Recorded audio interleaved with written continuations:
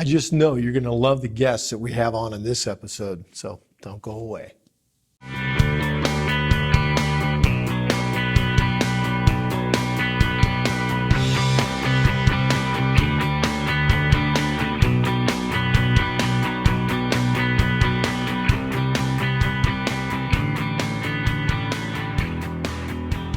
Welcome to another episode of The Interview. I'm Dr. Rick Wadge, and we have a special guest with us, and that is Patrick Nelson. Patrick, Yes, how sir. are you doing? I'm wonderful, man. I'm wonderful. Thanks You for are having me on. from IamMe.org. That's right. What in the world is that about? It's a nonprofit organization that my family founded about 5.5 years ago. And it was after a trip to Haiti that I took. It's actually my first time overseas. I'd never been outside of America.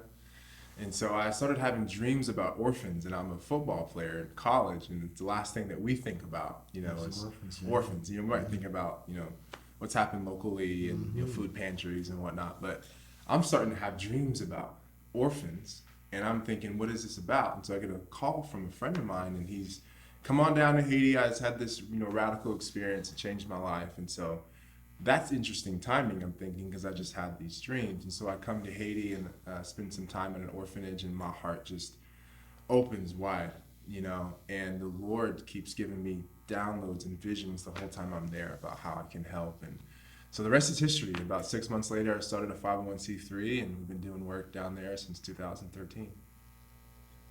Yeah. I'm blown away. I'm looking at our dear friend Mike, who is off camera right now. Yeah. Mike, I'm blown away by this. We've been hearing a lot about Muslims having dreams and visions of the Messiah, Yeah.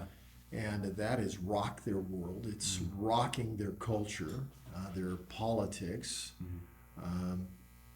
I've never heard of anybody having a dream and a vision of orphans before. So this is, I'm kind of caught off guard by what exactly to say to you, except thank God somebody's doing it. Yeah. Yeah, and the Lord had been developing my heart for ministry in the time. And so when I was in college, we had on-campus missions. I was doing Bible studies and things like that.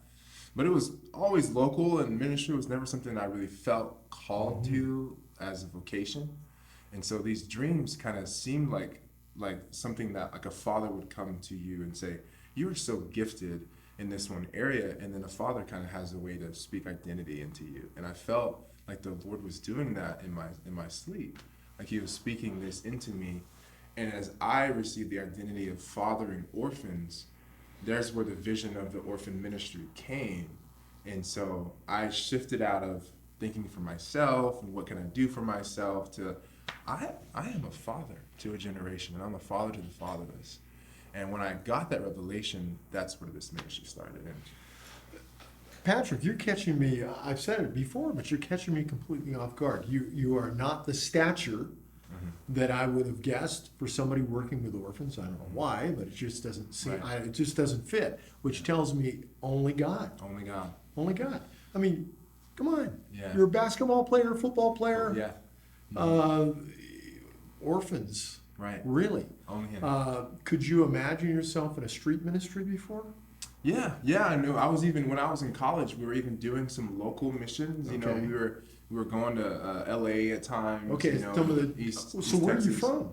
I'm from Dallas. I was born in Dallas, but we moved around a lot. And so I went to elementary school in Oklahoma City, and then all around the southeast, and then ended up graduating high school in Florida, in Central Florida. And Why so, in the world would well, you culture. talk about LA then? Well, at the time, we had a really vibrant ministry in my college, and that's when I really felt this pull into ministry. And so at the time, we're like, man, LA needs Jesus. And so we just let's go over there, and we partnered with YWAM Ministry. Yeah, And, incredible. Youth with a also- mission. Yeah, and the Dream Center as well. So there's a skid I row. helped build Did you? the foundations of that whole ministry Wow. as a high-rise building official, but this is not about me, it's about you. So that area is a tough area. Yeah. Yeah. That's a tough area. Yeah. I remember, this has been many, many years ago when I was still in seminary, and that I would go down there and work for the city of Los Angeles as a deputy high-rise building official. And I would get there at the crack of dawn in the morning, and I'm painting a picture. And I would see people kneeling on the ground on the blacktop, scraping up. It's like, what in the world are they doing? They were scraping up blacktop to smoke it. No way. Yeah.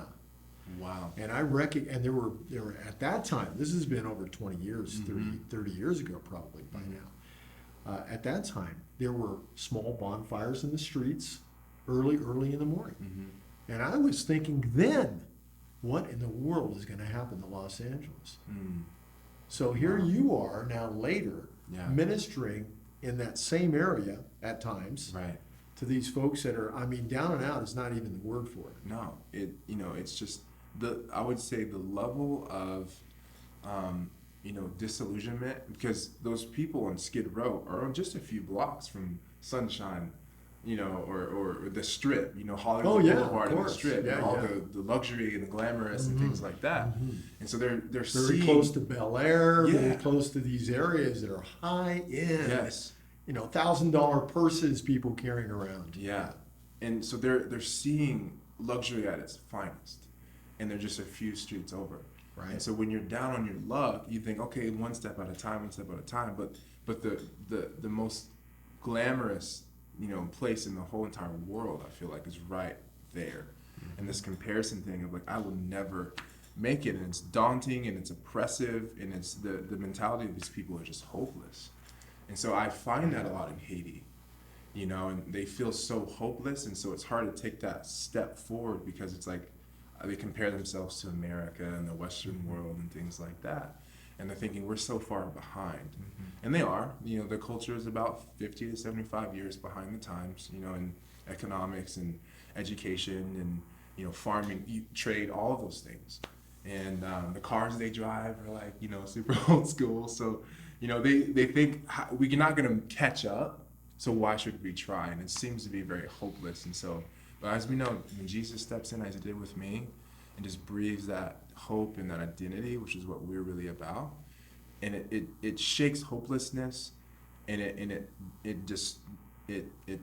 spreads it out, and so that's what we're here to do, is to bring hope into the people that don't have it. Okay, give your web address again so people can find you, and I'm hoping also give. Would that be a good thing? Absolutely. Okay, Yeah. 501c3, they're going to get a write-off at the end of the Yes. year. You're going Yes. to be able to use those funds to be able to help orphans. How many orphans, by the way, before you give the web address, are you dealing with at a time? Yeah, so we have 12 right now in our home. And so our orphan care model is to have family homes rather than institutions. And so what we're seeing with institutions is it's great, they're awesome and they're fantastic. But what happens is it almost validates the orphan spirit of, I need to have a sense of connection to a father figure or a mother figure. And so in an institution with 60 to 100 kids in one building, you're not really going to have that secure attachment.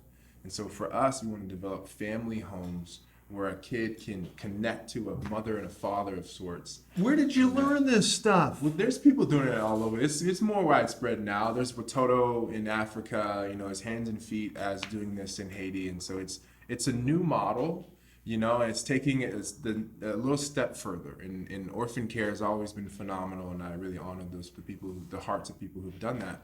But I feel like the Lord is doing something bigger and better, and it's taking what was done so well and just increasing it a little bit. And so it's taking these kids and having them get a sense of secure attachment. Now, I see you have a wedding ring on. I do, yes. What's that about? I met my wife in Haiti.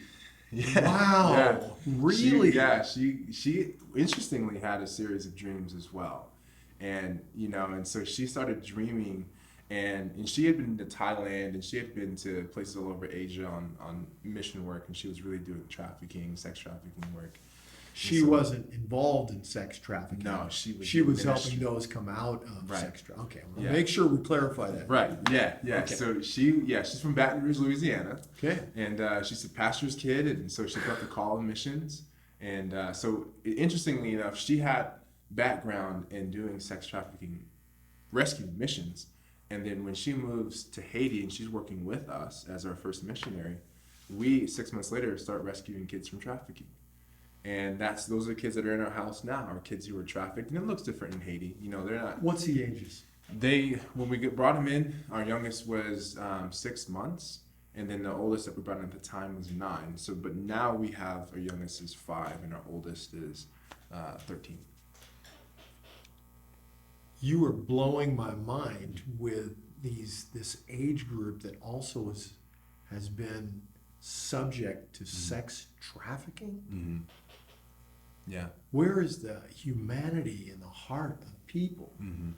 that would subject another person to that type of terror? Yeah. Yeah. And poverty breeds evil, all kinds of evil. And when you're in this extreme poverty, as Haiti is, people do anything for money.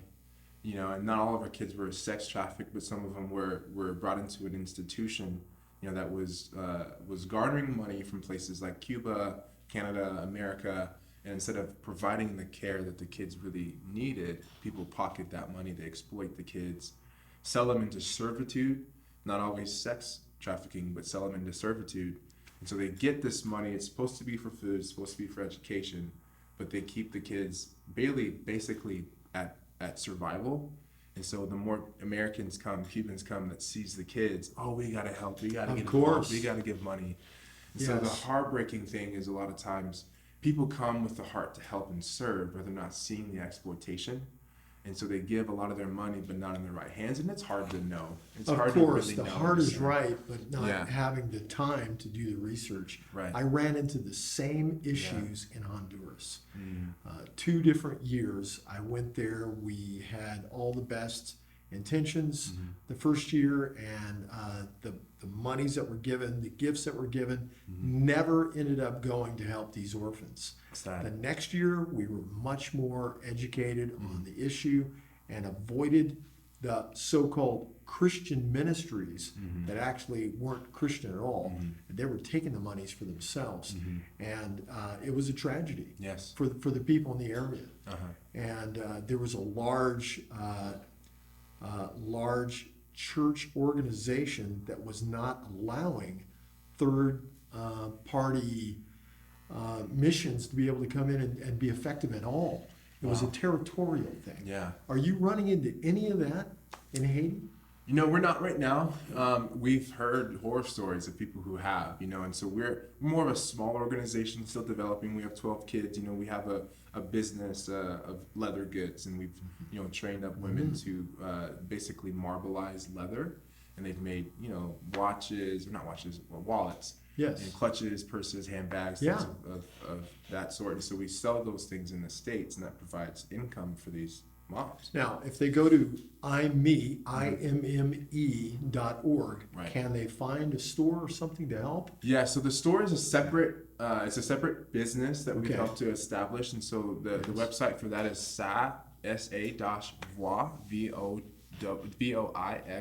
VOA.com, and our web address for IME is IMME.org. Okay, so let's do the store address one more time. I'll make sure that we have a lower third down below where people can find you and buy things to help. What was that again? Sa-Voix, SA-VOIX.com. Okay, what does that mean? Sa-Voix means her voice in French. And so all of our women that are making these handbags in Haiti are women, and women who may have been through tough times. Most of them have been through tough times. And so we have a discipleship program at place. You know, the lady who's managing the products and the construction of his products also takes time, and she pours into them spiritually. And so some of them have been, you know, prostitutes. Some of them have been, you know, orphans themselves. And so most of them have actually been orphans themselves. And so it's equipping them and empowering them to have a trade, you know, things to do. Yes. So we're hoping this business grows. And so that's going to be things that we can pour into more businesses, potentially more schools. Yes. And so our orphan care model is very specific to creating secure attachments, but we also do an orphan prevention side of if we can do things to prevent orphans from being created, like poverty, you know, and things like that, then that's what we're doing. Well, it also sounds to me like it's focused on being indigenous. Exactly. So that they are learning something where they can, you know, you give a person a fish, or you teach them how to fish. Yes. And so that you're teaching them how to fish. Yes. And that's much more beneficial to them and more sustainable. Now, more sustainable? How long will you work with these kids, until what age? till they're 18. Okay. And so there's a governing body in Haiti, just like in the States. And so once the kid turns 18, they can't stay in your institution or your home any longer. And so we're developing right now actually a transition program for them. And so we have some time. We have about 5 years until our oldest ages out of the system. And so we're hoping to construct more businesses and trades for them to actively be plugged into in case college isn't an option for them for whatever reason. So a lot of our kids are really behind in their schooling because they've been in trafficking. They're not going to school. Sure. So they're really behind. So we're developing that transition program for them when they age out of the system. They're not just thrust into real world good luck. Yes. And we see a lot of times with orphanages where kids age out and they haven't really received life skills to contribute to society. And so we're wanting to develop some of those things with them and have practical things to plug them into. So they're not out on the That's streets. fantastic. That is so good. Yeah. I'm wondering if a person gives, obviously that is going to be a huge benefit. Mm-hmm. What if they wanted to come out and see what's going on and help? Yeah, How absolutely. do they do that? Yeah, so they would reach out to info@ime.org and just express interest and say, hey, I would love to come to Haiti on a trip and meet your kid and see what you guys do. And so we call our trips vision trips because there's a missional component to it. We will always go out and spread the gospel and we'll pray for people and things like that. But realistically, people come to Haiti for a week. And so the impact that they're going to make isn't the same as if they really get to know and understand God's vision for Haiti and partner with us in that. Yes. And then even when they come home, they can partner with us continually as carrying the vision on as advocates of what we do. Yes. And so it also helps them as well. Maybe they come and they're stuck in their career or they're like, I don't find passion in my life. And then seeing God's vision as it's properly displayed in Haiti kind of awakens some of those, fresh excitement to gain vision for their own lives. And people oftentimes write when they're in Haiti, and God just gives them so many really cool things that they take home with them. So, Do they need any kind of special background to come? we will do a background check. They don't have to have any, Credentials, no credentials, training. Yeah, just the heart to come, and so that's really about it, and we'll prep them beforehand, and we'll have phone calls and FaceTime calls with them. And so we'll get them prepared, and it's summer all year round, Summer all year round. It's the low in the summer is like in January is like 80 degrees. Okay. So that's about as cool as it'll get, and that's pretty dramatic for So places like probably don't bring heavy jackets. Nope. Parkas. that. Okay. Nope. All There'll be right. some hiking and things Yeah. like that, Okay. and you can bring water to stay hydrated. But You will help them kind of organize. This is how you're going to get on a plane. This is how Yes. you're going to. Okay. All right, yes, good. yes, Well, it's amazing what God is doing in Haiti, and that He would choose you with your unique background, very different, which tells me that God can use you, even if you're not trained for this. right. He will give you the passion, just like He did Patrick, and He will give you the tools you need to get the job done. God loves everyone. And if we don't pull down the fences of our own construction, of our own understanding of what we think our lives are about, we're going to be horribly misusing the life that God has given us. so good, yeah, And, it's a worldwide epidemic of needing God and needing Him intimately. I love it that you're taking a few people at a time, these kids, so that you can know them, not just by name, know what's going on in their lives and individually help and mentor them. yes, That's amazing. yeah. I think there was somebody else who took like 12 and did some amazing things with them, and they went to spread the word all over the world. That's I right. think his name was Jesus, Yeah. something like that. Yeah.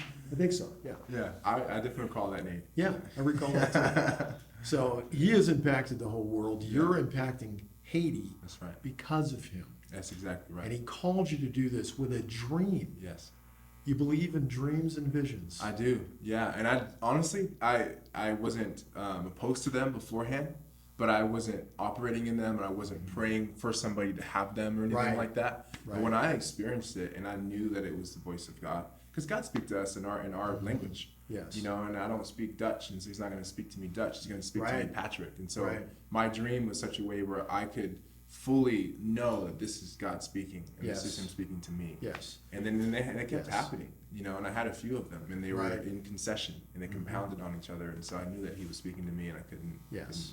And that's different than, the day after having pepperoni pizza. That's right. That, you get these kind of crazy thoughts. No. It's the repetitive nature of Yeah. the same dream, Right. same vision, same theme Yeah. that's taking place that you start waking up Right. to it.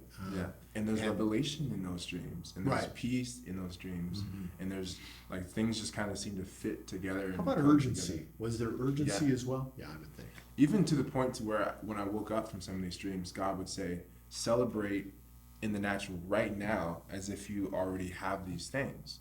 And so in one of my dreams, I was in a barren land. It was just fruitless, no vegetation. It was just complete desert land.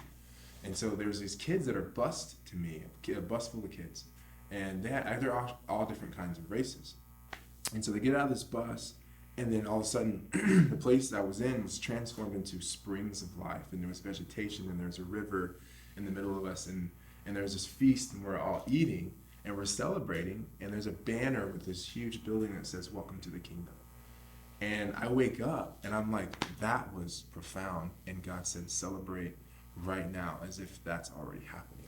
And the unique thing to me is you didn't think of the Partridge Family. You didn't think I need to go out and buy a bus. You Yeah. instantly got it. Yeah. You got it. I mean, that's the point of these visions and revelations and dreams, is that they will make sense to the person receiving it. That's right. That's right. Yeah. And they're unique to the person Mhm. being given the message. That's right.